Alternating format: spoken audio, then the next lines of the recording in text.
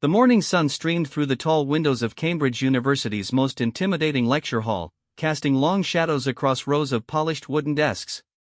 Sarah Chin adjusted her second-hand backpack and quietly slipped into a seat near the back, hoping to blend in with the sea of confident faces around her. At 19, she was younger than most of her classmates in advanced mathematical theory, and her worn jeans and simple sweater stood in stark contrast to the designer clothes and expensive laptops that filled the room.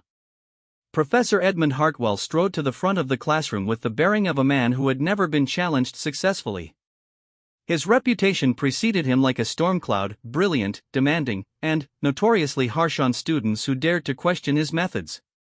For 30 years, he had been demolishing the confidence of aspiring mathematicians, believing that only through absolute intellectual domination could he separate the truly gifted from the merely ambitious. Sarah had heard the whispered warnings in the corridors. Students spoke of Hartwell's legendary pop quizzes, his habit of calling random students to the blackboard to solve impossible problems, and his particular pleasure in watching promising minds crumble under pressure. Yet here she was, having earned her place through a combination of exceptional test scores and a scholarship program designed for students from underrepresented backgrounds. The daughter of a restaurant cook and a hospital cleaner, Sarah had grown up in a small apartment above her family's struggling Chinese restaurant in London's East End. While other children played video games, she had spent her evenings in the restaurant's back office, surrounded by the chaos of dinner service, working through mathematics problems by lamplight. Her parents, who had immigrated with nothing but hope and determination, could not help with her homework, but they understood the value of education and worked double shifts to ensure she had the books and materials she needed. Professor Hartwell began his lecture on nonlinear differential equations, his voice carrying the weight of absolute authority. He moved through complex theorems with the fluid grace of someone who had internalized mathematical principles so thoroughly that they seemed as natural as breathing. Sarah found herself captivated despite her nervousness, her pen moving rapidly across her notebook as she followed his reasoning and began to see patterns that others might miss. As the lecture progressed, Hartwell's eyes began to scan the room with predatory precision. This was his hunting ground, and every student was potential prey. He had developed a sixth sense for identifying those who thought they understood more than they actually did, and he took particular pleasure in exposing their limitations. His gaze lingered on the front rows, where the most confident students sat, before drifting toward the back where Sarah hoped to remain invisible. The problem he wrote on the blackboard was deliberately cruel, a differential equation that required not just technical knowledge but genuine mathematical intuition. It was the kind of problem that appeared in advanced doctoral dissertations, not undergraduate lectures. Several students shifted uncomfortably in their seats, recognizing immediately that this was beyond their current capabilities. "Miss Chen," Hartwell's voice cut through the silence like a blade. "Please join me at the blackboard." Sarah felt her heart stop. Every head in the room turned toward her, and she could sense the mixture of sympathy and relief from her classmates. They were grateful not to be in her position, but they also recognized the unfairness of what was happening. She was clearly one of the scholarship students, probably unprepared for the intellectual rigor of Cambridge, and now she was about to be made an example. Standing slowly, Sarah gathered her courage and walked to the front of the room. The blackboard loomed before her, covered in equations that seemed to mock her presumption. Behind her, she could feel 40 pairs of eyes watching, waiting for her inevitable failure. Professor Hartwell stood to one side, his arms crossed, wearing the satisfied expression of a man about to prove a point about intellectual hierarchy. "Solve it," he said simply, offering no guidance or encouragement. Sarah stared at the equation, her mind racing. This was not just a mathematical challenge but a test of her right to be in this room, in this university, in this world that had not been built for people like her. She thought of her parents, working their evening shift at the restaurant, trusting that their sacrifices would lead to something better. She thought of the countless hours she had spent teaching herself advanced mathematics from library books because her high school could not afford qualified teachers. Taking a piece of chalk in her trembling hand, Sarah began to work. But, instead of following the conventional approach that Professor Hartwell expected, she began to see the problem from an entirely different angle. Her mind, shaped by years of finding creative solutions with limited resources, began to recognize patterns that formal mathematical training might have overlooked. The room held its collective breath as Sarah wrote her first equation. It was not what anyone expected, including Professor Hartwell, whose confident smirk began to fade into something approaching curiosity. Sarah was not following any standard methodology, yet her work displayed an internal logic that was undeniably sophisticated. As she continued writing, her initial nervousness began to transform into focused concentration. The whispered conversations and shuffling papers faded into background noise as she entered the zone that had sustained her through years of solitary study. This was her element, the place where her mind functioned at its highest level, unencumbered by social anxiety or imposter syndrome. Professor Hartwell moved closer to the blackboard, studying Sarah's approach with growing interest. Her method was unorthodox, combining techniques from different areas of mathematics in ways he had not considered.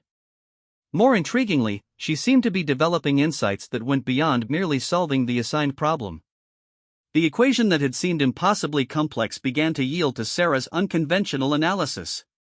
She was not just finding a solution but revealing underlying structures that illuminated why the problem worked the way it did. Her approach suggested connections between seemingly unrelated mathematical concepts, pointing toward broader theoretical implications. Other students began to lean forward in their seats, trying to follow her reasoning.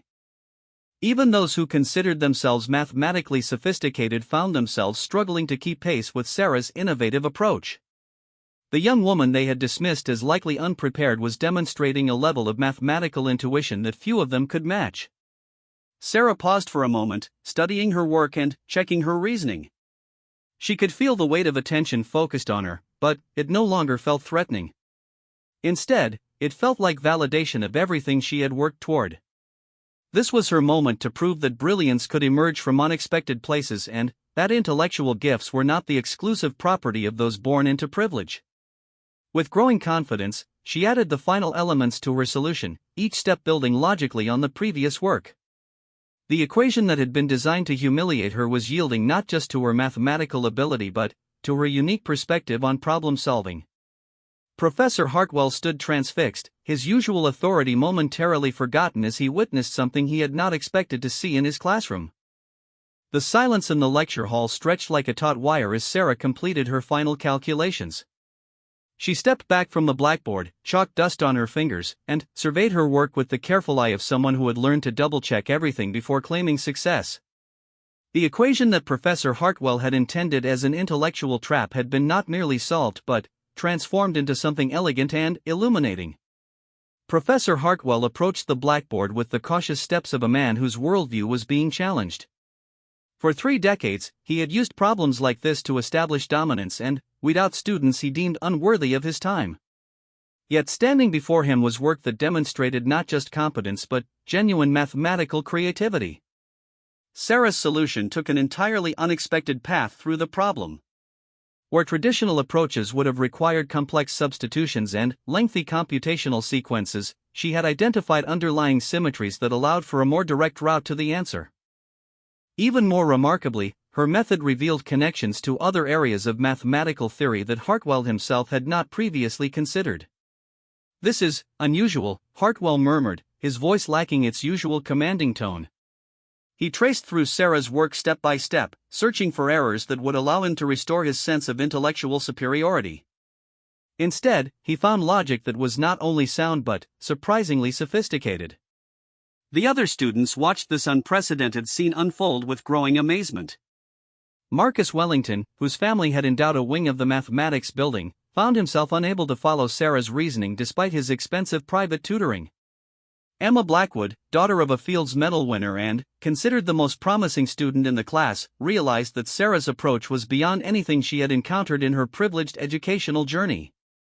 Sarah remained standing near the blackboard, uncertain whether her work would be accepted or dismissed. She had learned from experience that being right was not always enough, especially when challenging established authority. Her solution was correct, but she understood that in academic circles, the messenger could matter as much as the message. "Explain your reasoning," Professor Hartwell commanded, though his tone lacked its usual harsh edge. "This methodology is not covered in any standard textbook."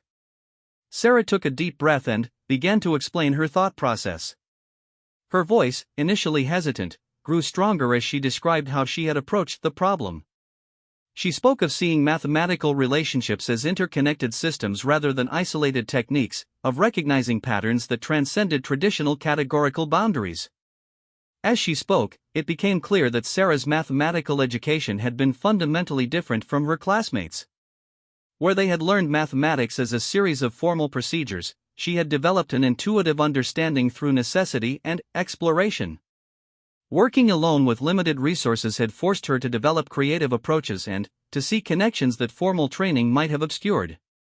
Her explanation revealed a mind that functioned on multiple levels simultaneously.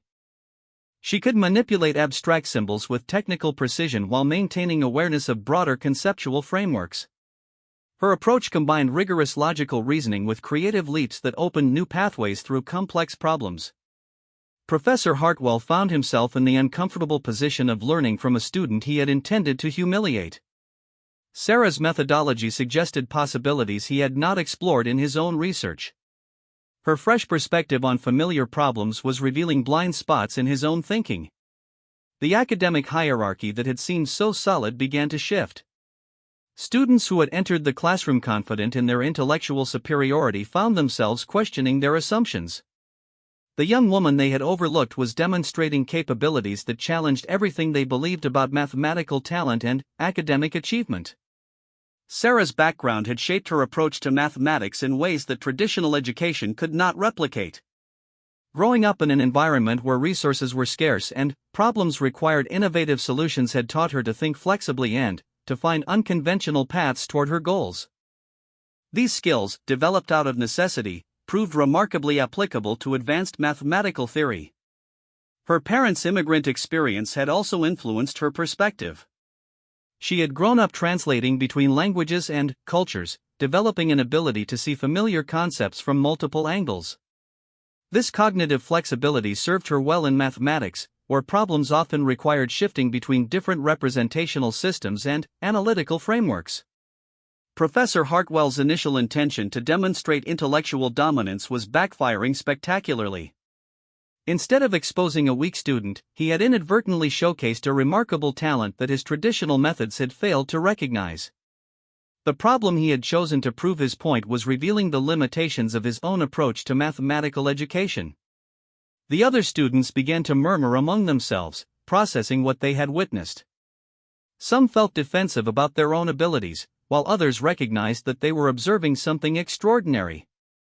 The comfortable assumptions about merit and achievement that had sustained their confidence were being challenged in real time. Sarah continued her explanation, growing more confident as she saw understanding dawn in Professor Hartwell's eyes. She described how she had learned to see mathematical structures as living systems rather than static formulas, how patterns revealed themselves when approached with patience and creativity rather than brute force computation. Her work on the Blackboard was more than just a correct solution, it was a demonstration of mathematical thinking at its highest level. She had not merely applied existing techniques but had synthesized insights from different areas of mathematics to create something genuinely new.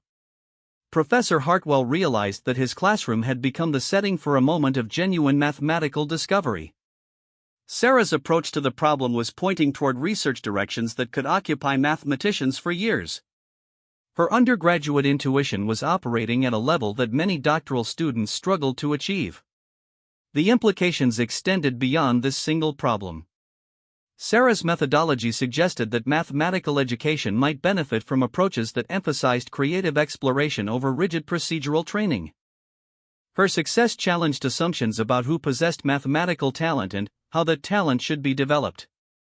As Sarah concluded her explanation, the lecture hall remained silent except for the sound of pencils scratching as students attempted to follow her reasoning. Professor Hartwell stood motionless, his academic authority undermined not by rebellion but by excellence that exceeded his expectations. The moment stretched between them, teacher and student, established authority and emerging talent. What happened next would determine not just Sarah's future in the program but the direction of Professor Hartwell's understanding about mathematical education and human potential. Professor Hartwell stood frozen before the blackboard, his mind racing through implications he had never considered. The elegant solution sprawling across the board represented more than just a correct answer, it was a window into a completely different way of approaching mathematical problems. For the first time in decades, he found himself genuinely surprised by a student's work. "Where did you learn this approach?" he asked, his voice barely above a whisper. Sarah's response came quietly but clearly. "I developed it myself." When you don't have access to advanced textbooks or specialized tutoring, you learn to think around problems rather than through them. The admission hung in the air like a revelation. While her classmates had been guided through carefully structured curricula by expert teachers, Sarah had been forced to forge her own path through mathematical concepts. This isolation, which might have seemed like a disadvantage, had actually cultivated a unique form of mathematical creativity. Professor Hartwell began to understand the profound implications of what he was witnessing. Sarah's method was not just different, it was potentially revolutionary. Her approach to the differential equation had revealed connections between mathematical concepts that established researchers had missed. More importantly, her methodology could be applied to other unsolved problems in the field. The other students watched this exchange with growing awareness that they were witnessing history in the making. Marcus Wellington felt his confidence crumble as he realized that all his expensive preparation had not taught him to think with the flexibility and creativity that Sarah displayed naturally. Emma Blackwood, despite her mathematical pedigree, recognized that Sarah possessed something that could not be purchased or inherited. Sarah continued explaining her thought process, describing how she had learned to visualize mathematical relationships as dynamic systems rather than static equations.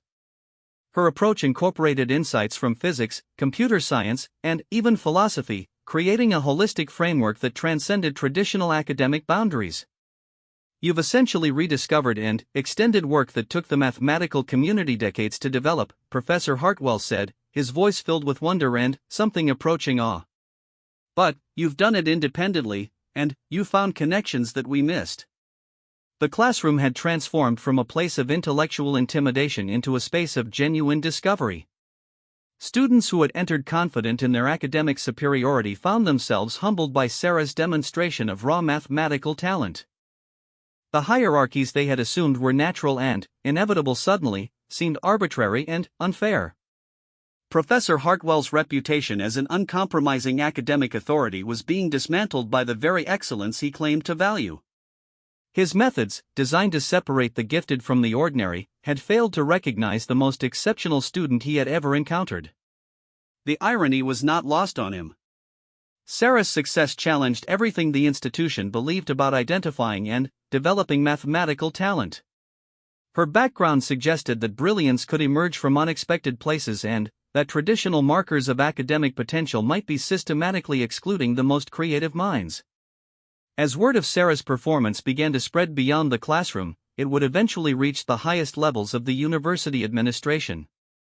Her solution to Hartwell's impossible problem would be analyzed by research mathematicians who would confirm its significance and originality. The immediate impact was visible in the faces of her classmates. Students who had felt secure in their academic advantages realized that true mathematical ability could not be purchased or inherited. Sarah's achievement forced them to confront uncomfortable questions about privilege, merit, and the nature of intellectual gifts. Professor Hartwell found himself in the unprecedented position of learning from someone he had intended to humiliate. Sarah's fresh perspective on familiar problems was revealing limitations in his own understanding. Her approach suggested research directions that could advance the field in ways he had not imagined. The solution on the Blackboard would later be recognized as a significant contribution to mathematical theory. Sarah's methodology would be studied and refined by researchers around the world, leading to breakthroughs in multiple areas of mathematics and applied science. But, in this moment, the significance was more personal and immediate. Sarah had proven that intellectual excellence could emerge from any background and that creativity often flourished best when freed from conventional constraints. Her success was a testament to human potential and the power of determined self-education. Professor Hartwell's worldview was crumbling and rebuilding simultaneously. Everything he had believed about academic hierarchies and intellectual development was being challenged by the young woman standing before his blackboard. Her achievement was forcing him to reconsider not just his teaching methods but his fundamental assumptions about human capability. The other students began to process the implications of what they had witnessed. Some felt threatened by Sarah's success, while others were inspired by the possibility that mathematical brilliance could emerge from unexpected places. The comfortable certainties that had shaped their academic identities were being challenged in real time. Sarah herself was beginning to understand the magnitude of what she had accomplished. The problem that had been designed to expose her limitations had instead revealed capabilities she had not fully recognized in herself. Her solution was opening doors she had never imagined possible. The lecture hall had become a crucible where assumptions about talent, education, and social hierarchy were being tested and found wanting. What had begun as an exercise in academic intimidation was transforming into a moment of genuine enlightenment. Professor Hartwell looked at Sarah with new eyes, seeing not a scholarship student to be dismissed but a mathematical prodigy whose potential was just beginning to be realized. Her achievement was forcing him to confront the possibility that his entire approach to education had been fundamentally flawed. The reversal was complete. The student had become the teacher, and the teacher was discovering that he had much to learn. The blackboard that had been intended as a tool of humiliation had become a canvas for revolutionary thinking that would change mathematics forever. The transformation in Professor Hartwell's expression was visible to everyone in the lecture hall. His face, which had begun the class wearing its characteristic mask of academic superiority, now showed genuine humility and excitement.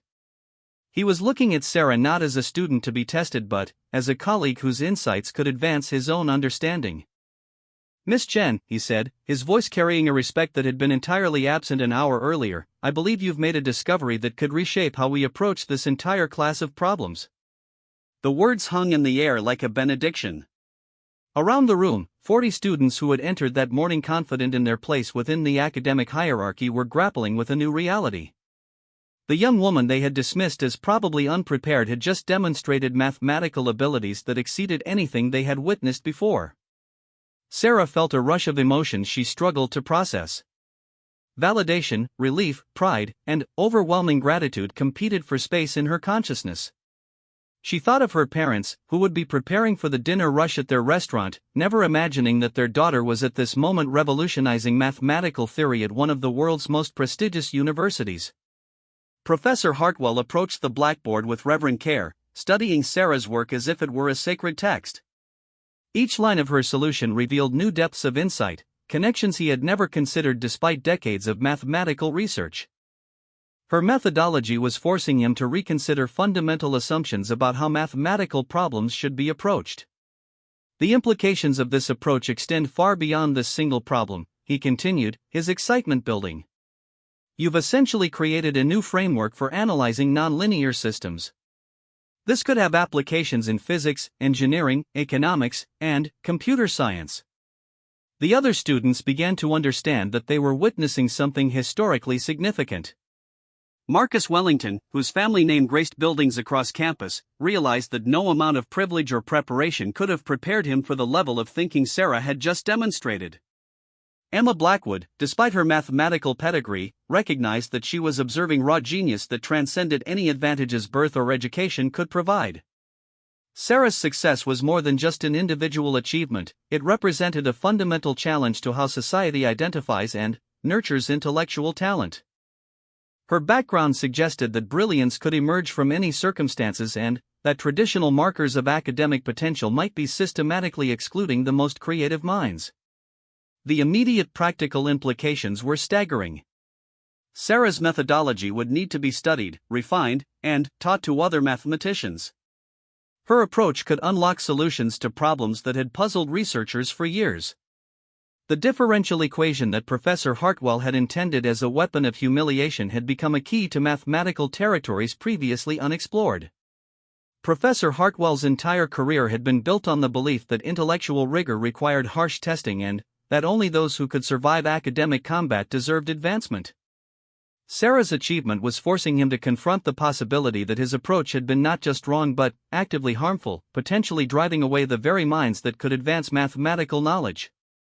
The reversal of roles was now complete. Professor Hartwell, the intimidating authority figure who had terrorized students for 3 decades, found himself in the position of student. Sarah, the scholarship recipient who had hoped merely to survive the class, had become an unwitting teacher whose insights were expanding the boundaries of mathematical possibility. Word of Sarah's achievement would spread rapidly through the university's academic networks. By evening, professors in multiple departments would be discussing the implications of her work. Within days, her solution would be analyzed by research mathematicians around the world who would confirm its significance and originality. But the most immediate impact was personal. Sarah's classmates were processing the realization that their assumptions about intelligence, achievement, and social hierarchy had been fundamentally challenged. The comfortable certainties that had sustained their confidence were crumbling in the face of excellence that had emerged from circumstances they had never considered. Professor Hartwell's worldview had been shattered and rebuilt in the span of a single lecture. His understanding of how to identify and develop mathematical talent had been proven inadequate by the very student he had chosen to humiliate. The irony was profound and undeniable. As the class period drew to a close, Professor Hartwell made an unprecedented announcement. "I'm canceling the remainder of today's planned lecture. Instead, I want Miss Chen to lead a discussion about her methodology. We all have much to learn from her approach." The request was revolutionary. In 30 years of teaching, Hartwell had never ceded control of his classroom to a student. His willingness to do so now was a testament to both Sarah's exceptional ability and his own intellectual honesty. Sarah felt the weight of 40 pairs of eyes focused on her with new respect and curiosity. The same classmates who had watched her walk to the blackboard with sympathy and relief were now eager to understand how her mind worked.